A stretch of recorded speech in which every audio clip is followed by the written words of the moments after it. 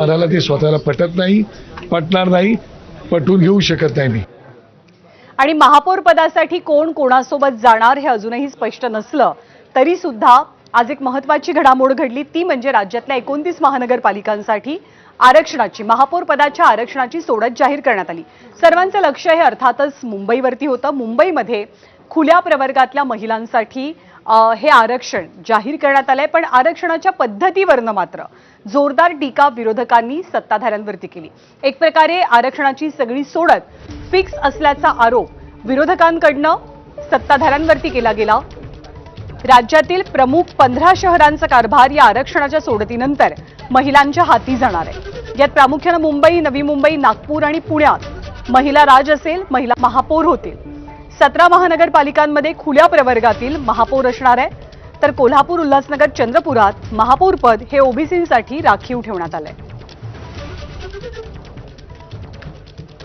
मी जाणून बुजून शेड्यूल ट्रॅपचे आमच्याकडे 2 उमेदवार आहे. तिथे तुमचा बृहन्मुंबईमध्ये तिथे तुमचा हा नियम लागतो.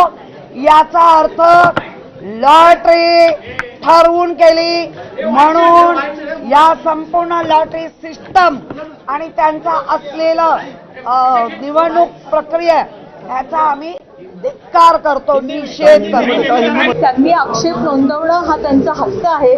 त्यांनी जे ऑब्जेक्शन आता घेतलेलं आहे त्याच्यावर प्रशासन आणि आमचं म्हणणं आहे की हे नियमानुसार प्रशासनाने पूर्ण कारवाई पूर्ण केलेली आहे. त्यांचे ऑब्जेक्शन जे काय असेल ते आम्ही विचारात घेऊ. पण मला जेव्हा रुलिंग देताना अजूनही असं वाटलं नाही, कारण त्यांचं ऑब्जेक्शन असंच होतं की इथे आम्हाला मुंबईत एससी का नाही दिलं, मुंबईत ओबीसी का नाही दिलं, मुंबईत हे का नाही दिलं. तर जशी प्रक्रिया पूर्ण झाली त्याच्यामध्ये कुठलाही वाव नव्हता. आपण ह्या प्रक्रियेचं लाईव्ह चित्रण सगळ्यांना दाखवलेलं आहे आणि त्यामुळे तुम्हालाही कळेल की त्या ऑब्जेक्शन मध्ये काही आहे. तर महापौर पदाच्या आरक्षणाची सोडत तर निघाली, पण या सोडतीवरनं सत्ताधारी विरोधक यांच्यामध्ये चांगलीच जुंपल्याचं पाहायला मिळतं. ही आरक्षणाची सोडतच फिक्स होती असा आरोप आता विरोधकांकडनं करण्यात येतोय.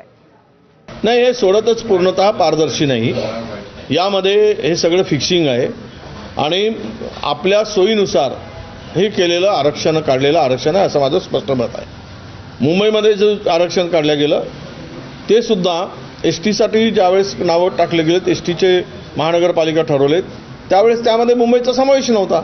मी परवा बोलताना म्हणालो की जर हे आरक्षण नागपूरमध्ये सर्वसाधारण महिलेसाठी येत असेल तर हे आरक्षण फिक्सिंग आहे. ॲक्च्युअली जर ओपनचं होतं तर ह्या वेळेला चक्राकार पद्धतीने तुम्हाला ओबीसीचं आणि एसटीचं आरक्षण टाकलं पाहिजे होतं. आणि दुर्दैवाने ही जगलरी केलेली आहे. तुमच्याकडं एसटीचा उमेदवार नसल्यामुळे केलेली जगलरी आहे आणि ती जगलरी ही लोकांच्या लक्षात आणून देणं नियमाप्रमाणे हे आमचं कर्तव्य आहे.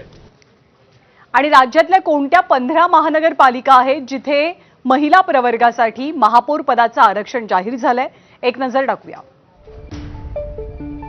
यामध्ये मुंबई, पुणे, नागपूर, नाशिक, नवी मुंबई या महानगरपालिकांचा समावेश आहे. सर्वसाधारण महिला प्रवर्गासाठी हे आरक्षण जाहीर करण्यात आलंय.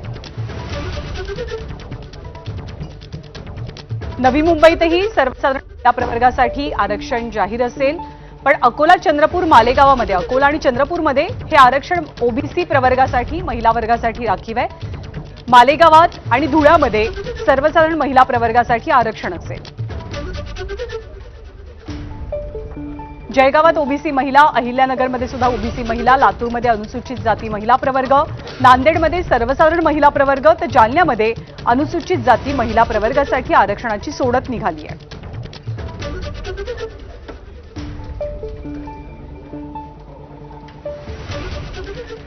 आणि उद्धव ठाकरेंच्या शिवसेनेचे मुंबई महानगरपालिकेमध्ये 65 नगरसेवक निवडून आलेले आहेत. गट स्थापना करायची होती.